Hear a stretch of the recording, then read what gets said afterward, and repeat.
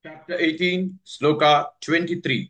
Niyatan Sangarahitam, Niyatan Sangarahitam, Niyatan Sangarahitam, Aragatveshatakritam, Aragatveshatakritam, Aragatveshatakritam, Niyatan Sangarahitam, Aragatveshatakritam, Niyatan Sangarahitam, अरागद्वेषतकृतं नियतं संगरहितं अरागद्वेषतकृतं नियतं संगरहितं अरागद्वेषतकृतं नियतं संगरहितं अरागद्वेषतकृतं अपलप्रेप्सुना कर्म अपलप्रेप्सुना कर्म अपलप्रेप्सुना कर्म यत्तत् सात्विकमुच्यते यत्तत् सात्विकमुच्यते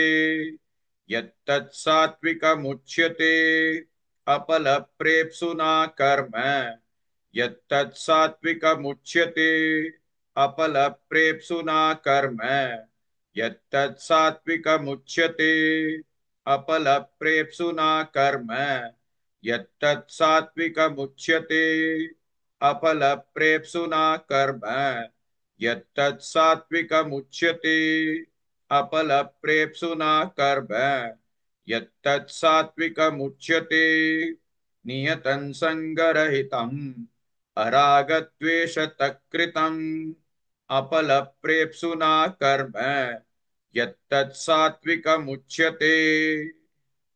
Please like and share this video because you could be instrumental in helping someone around the world recite the Srimad Bhagavad Gita, thereby helping them to have a life of unending opulence, victory and prosperity.